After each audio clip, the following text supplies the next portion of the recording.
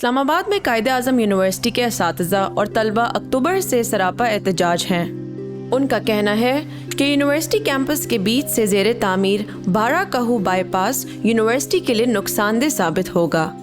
5 kilometre لمبے by پاس کی منظوری کیپٹل ڈیولپمنٹ اتھارٹی نے جون میں دی۔ ستمبر میں وزیر اعظم شہباز شریف نے اس کا سنگ بنیاد رکھا۔ سی ڈی اے کا کہنا ہے کہ اس منصوبے سے ٹریفک کی فراوانی میں آسانی ہوگی، لیکن یونیورسٹی پروفیسرز کا کہنا ہے کہ اس روڈ کی تعمیر سے اس تاریخی درسگاہ کو مزید نقصان پہنچے گا۔ یہ تو یونیورسٹی کو کم از کم 2 حصوں میں ڈیوائیڈ کر رہا ہے، اور اس سے جو انوائرمنٹل ایشوز ہیں، جو پولوشن ہوگی، جو کلاسز کی ڈسٹربنس ہوگی، اسٹوڈنٹس کے لیے جو سیکورٹی تھریٹس ہوں گے، there have been plenty of issues. اور لیگل ایکشن کمیٹی نے جو ہے انہی گراؤنڈز کی بنیاد پہ اس کو اسلام آباد ہائی کورٹ میں چیلنج کیا تھا، اور اسی کے لیے ہم نے ماسٹر پلان چیلنج کیا کہ ماسٹر پلان کے اندر بھی یہ 12 کو بائی پاس کسی صورت میں موجود نہیں ہے۔ قائد اعظم یونیورسٹی اور کیپٹل ڈیولپمنٹ اتھارٹی کے بیچ زمین کا تنازع کافی پرانا ہے۔ اساتذہ کا کہنا ہے کہ سی ڈی اے نے یونیورسٹی کی زمین کی نہ کبھی ڈیمارکیشن کی اور نہ ہی اس کی حفاظت۔ یونیورسٹی کی کئی ایکڑ زمین قبضے کی نظر ہو گئی۔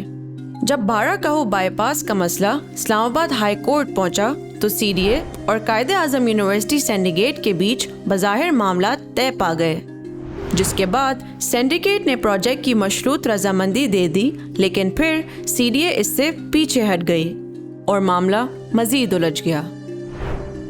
تو عدالت میں جب ہم نے یہ پٹیشن فائل کی تو سب سے مین چیز اس پر عدالت نے اس ٹائم انجنکٹیو آرڈر یا اسٹے آرڈر دیا، وہ یہ تھا کہ آپ نے سارا پروجیکٹ شروع کر دیا اور آپ نے انوائرمنٹل ایجنسی سے اپروول نہیں لی۔ تو یہی ہماری ہے کہ جی without compromising on the viability of the project, اس طریقے سے آپ پلان کریں کہ جو ماسٹر پلان میں دیا گیا روڈ ہے اس میں سے کچھ ایسی گنجائش، یا وہ ناردرن سائڈ سے ٹورڈز دی مارگلا ہل ادھر سے یہ بائی پاس پلان کریں، یا آپ یونیورسٹی کے اگر مین سے آپ نے مری روڈ کے اوپر سے جو پہلے ایک پروجیکٹ تھا فلائی اوور کا وہ آپ پلان کریں، تو اس طریقے سے یونیورسٹی کی زمین ضائع نہیں ہوگی۔ یہ منصوبہ 3 ماہ میں مکمل ہونا تھا، لیکن فی الحال اسلام آباد ہائی کورٹ کے اسٹے آرڈر کی وجہ سے تعمیراتی کام رکا ہوا ہے۔